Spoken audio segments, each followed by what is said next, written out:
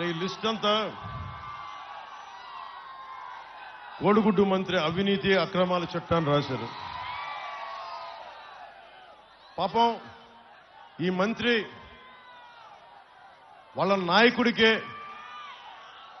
నాయకుడి అవినీతి పరుడు అంటే ఈ కోడిగుడ్డు మంత్రి చేసిన అవినీతికి ఆయనే తట్టుకోలేడు. అతను కూడా టికెట్ ఇవ్వలేకపోతున్నాడు.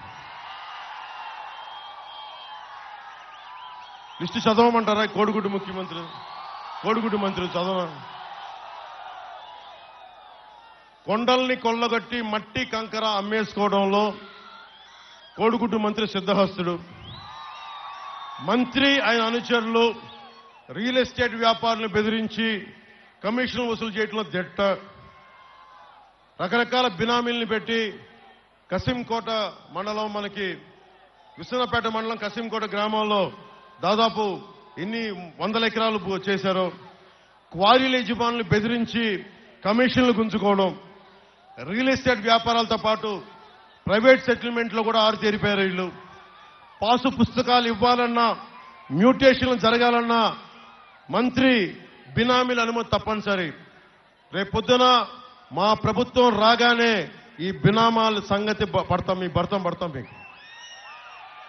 కోవిడ్ సమయంలో రెవెన్యూ దస్త్రాలని తారుమారు చేసి బంజరు భూముల్ని జిరాయితీ భూములుగా చూపించి అమ్మేశారనే ఆరోపణలు ఉన్నాయి. జాతీయ రహదారిని ఆనుకొని ఉన్న గ్రామాల్లో ఇనాం అసైన్ భూములపైన వీళ్ళు దోచేయడానికి సంసిద్ధంగా ఉన్నారు. దోచేశారు కొంత. ముఖ్యంగా జగనన్న కాలనీల కోసం 400 కోట్ల రూపాయల భూముల్ని, మనకి ప్రభుత్వ ధనాన్ని దోచేశారు వీళ్ళు. పిసినికాడలోని 80 ఎకరాల దళితుల భూమిని, ఒకవైపేమో విజయవాడలో 100 అడుగుల పైన అంబేద్కర్ విగ్రహం అని చెప్తారు. ఇక్కడ డాక్టర్ సుధాకర్ ని పాపం చంపించేశారు, పిచ్చోడిని చేశారు.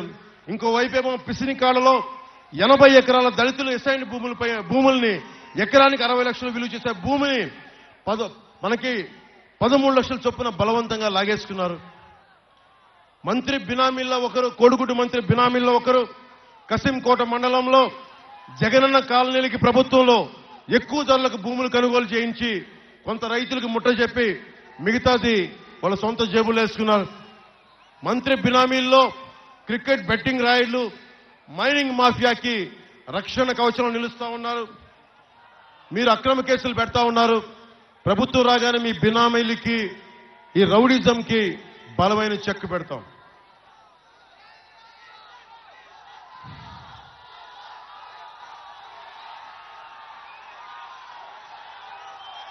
ఇంకా చాలా ఉన్నాయి.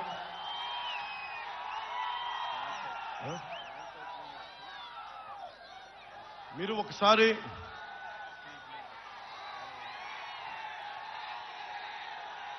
వైసీపీ ప్రభుత్వం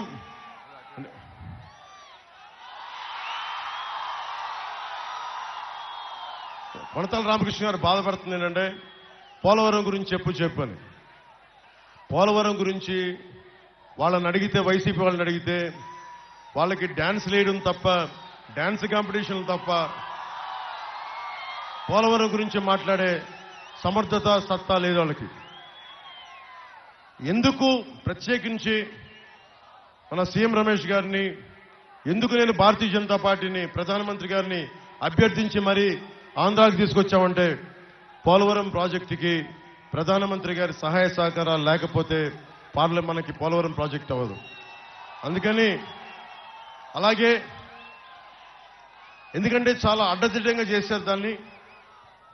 ప్రతిదీ కూర్చొని పోలవరం ప్రాజెక్టు వచ్చిన 2 నెలల్లో పూర్తి చేస్తాం, ఇలాంటి అబద్ధాలు చెప్పలేం.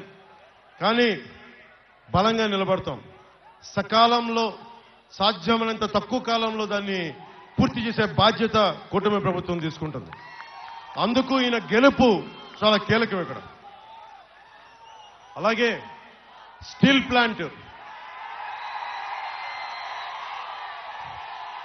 ప్లాంట్ గురించి అడుగుతా ఉన్నారు. రమేష్ గారు కూడా ఒకసారి కేంద్ర ప్రభుత్వం పెద్దలందరికీ, జాతీయ నాయకులందరికీ తీసుకెళ్ళండి. ఇక్కడ మీరు మీ గొంతు నుంచి వస్తే మన భారతీయ జనతా పార్టీ ప్రభుత్వానికి రేపొద్దున మీరు ఎంపీగా గెలిచి మన స్టీల్ ప్లాంట్ సమస్యని తీసుకొచ్చి ఇక్కడ సొంత గనులు కేటాయించండి. ఇక్కడి నుంచి దానికి సంబంధిత కృషి చేస్తాం అని మీరు బలమైన వాదన జాతీయ నాయకులకి వినిపించగలిగితే, పెద్దలందరికీ వినిపించగలిగితే, ఎందుకంటే ముఖ్యంగా స్టీల్ ప్లాంట్ ఆంధ్రప్రదేశ్ ప్రజల భావోద్వేగాలతో కూడుకుంది. లేదంటే ప్రభుత్వ స్టీల్ రంగ శైలిలో కలిపేసేయండి. మన స్టీల్ ప్లాంట్ని కాపాడుకుందాం. ఇది కూడా జనసేన నిజంగా నా కోరిక. ఎందుకంటే నేను DCI సహకార సంఘాలు కానీ, మన తుమ్మపాల షుగర్ ఫ్యాక్టరీలు కానీ, మన ప్రభుత్వ రంగ సంస్థలు బాగుండాలని కోరుకునేవాడిని. నేను ఎందుకు కోరుకుంటానంటే, నాకు ప్రభుత్వం దగ్గర ఆస్తులు ఉండాలి. డిస్ఇన్వెస్ట్మెంట్ పేరు మీద నిజంగా కుదరకపోతే అమ్మేయడం వేరే దారి, కానీ నిజంగా మనకి స్టీల్ ప్లాంట్, వైజాగ్ స్టీల్ ప్లాంట్ని కాపాడుకోవాలన్నదే మా కూటమి తాలూకు లక్ష్యం, మనకి ముఖ్యం, కోరిక కూడా. కానీ మీరందరూ వైజాగ్లో రోజున స్టీల్ ప్లాంట్ ఎంప్లాయీస్ ముందు, కార్మిక సంఘాలందరి ముందు నేను మాట్లాడి, మీరందరూ నాతో పాటు కలిసి రండి, ఢిల్లీ తీసుకెళ్తాను, ప్రధానమంత్రి గారిని కలుద్దాం, హోంమంత్రి గారికి తెలియజేద్దామంటే చేతులెత్తండి అని అందరిని అడిగితే ఒక్కళ్ళు చేతులెత్తలా. మీరు బాధపడుతున్నారు, ఉద్యోగులు బాధపడుతున్నారు. దీనికి సంఘాలు కూడా సమాయత్తం కావాలి. పుట్టినే కేంద్ర ప్రభుత్వాన్ని తిడితే లాభం లేదు, ప్రధానమంత్రి గారిని తిడితే లాభం లేదు. ఆయన్ని బతిలాడుకుంటామో, బామాలుకుంటామో, 2000 కాళ్ల వేళ పడతామో. నాకు ఒకటే ఉంది, కష్టమైన మన అలయన్స్ కూడా ఒప్పించగలిగాను. మీరందరూ బలంగా నిలబడితే, మన ఉత్తరాంధ్ర, ఆంధ్రప్రదేశ్ అందరూ నిలబడితే స్టీల్ ప్లాంట్ని కాపాడుకుందాం. కాకపోతే నేను ఒక్కడిని చేసేది కాదు, ఇది నేను ఒక్కడిని చేసేది కాదు.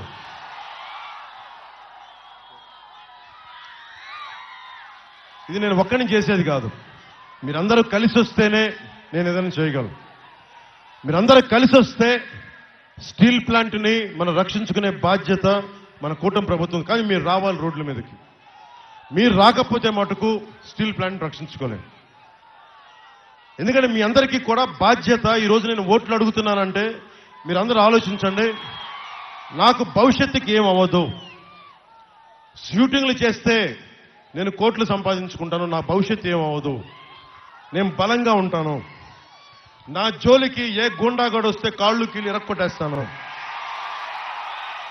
నాకు ఆ భయాలు లేవు. నాకున్న భయం వల్ల దారిలో వస్తూ ఉంటే చిన్న బిడ్డలను ఎత్తుకొని వచ్చే బిడ్డల భవిష్యత్తు గుర్తొస్తుంది, మీ బిడ్డల భవిష్యత్తు గుర్తొస్తుంది. నేను మీకోసం తపన పడుతున్నాను తప్ప నాకేదో అధికారం కావాలనో, లేదంటే వీటి కోసం నేను తపన పడట్లా. మీరు ఊహించండి, ఒక ఉద్దానం అనే సమస్య కోసం నేను పోరాడగలిగితేనే ఈ రోజున పరిష్కార మార్గం వచ్చింది, మర్చిపోకండి. ఎందుకంటే రాష్ట్రం కోసం బలంగా నిలబడే నాయకులు సమూహం కావాలి. ఒక పవన్ కళ్యాణ్ సరిపోడు, చాలా మంది బలమైన నాయకుల సమూహం, ప్రజల్ని బాగుండాలని ఆకాంక్షించే నాయకుల సమూహం కావాలి. అందుకని మీ అందరినీ దృష్టిలో పెట్టుకొని, మీ భవిష్యత్తును దృష్టిలో పెట్టుకొని మనస్ఫూర్తిగా కూటమిని గెలిపించాలని మనస్ఫూర్తిగా నేను కోరుకుంటా ఉన్నాను.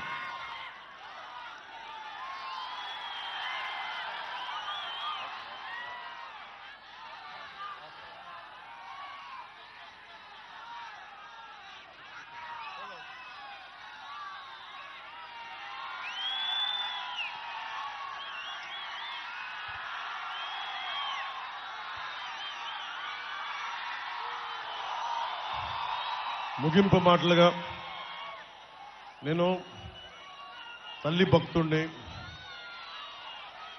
అమ్మవారి భక్తుడిని, నూకాలమ్మ సాక్షిగా చెప్తున్నా, ఆంధ్రప్రదేశ్ని రక్షించుకునే బాధ్యత నేను ముందుండి నడిపిస్తాం. మా కూటమి ముందుండి నడిపిస్తుంది. మేము ఇంతమంది యువతకి నేను ఎక్కువ మాట్లాడటం కంటే కూడా మీకు ఉపాధి అవకాశాలు వచ్చే వరకు నేను పోరాడతాను. ఒక్కసారి ఈ రోజున జనసేన 50-45 స్థానాలు తీసుకోవాలని సత్తా ఉండి కూడా 21 స్థానాలకి పరిమితం చేసుకున్నాం. కానీ 21 మంది కూడా చూస్తే చాలా బలమైన నాయకులు, అసెంబ్లీని గడగడగలాడించే నాయకులు, అసెంబ్లీని స్తంభింపజేసే నాయకులు. అలాంటి నాయకుడు ఒకడు ఇక్కడ మన వేదిక పైన అనకాపల్లి మనకి సభ సాక్షిగా ఉన్నారు కొనతాల్ గారు. అలాగే రేపొద్దున ఢిల్లీలో మనకి ఉత్తరాంధ్ర గళం వినిపించాలి, ఆంధ్ర గళం వినిపించాలి అంటే మనకి సీఎం రమేష్ గారు గెలవాలి మనస్ఫూర్తిగా. ఇక్కడ నన్ను మీరు ఎప్పుడో గెలిపించేశారు. పార్టీ 2014లో పెడితే మీ గుండెల్లో పెట్టుకుని నన్ను గెలిపించారు. ఎప్పుడు నేను ఓటమి చూడలేదు. గాజువాకలో ఓడిపోయినా, భీమవరంలో ఓడిపోయినా నాకు ఓటమి తెలియలేదు. మీరిచ్చే ప్రేమ ముందు నాకు అసలు ఓటమి తెలియదు. నాకు ఓటమి తెలియని వాడిని. ప్రజల గుండెల్లో స్థానం ఉంటే నాకు అది చాలు. కానీ ఈసారి నేను కోరుకుంటుంది, నేను పిఠాపురం నుంచి ఎమ్మెల్యేగా గెలవాలని మనస్ఫూర్తిగా కోరుకుంటాను. పిఠాపురంలో ఎమ్మెల్యేగా గెలిచిన వెంటనే వచ్చి ప్రమాణ స్వీకారానికి ముందు మన నూకాలమ్మ దగ్గరికి వెళ్ళి ఆశీర్వచనాలు తీసుకుని వెళ్తాం.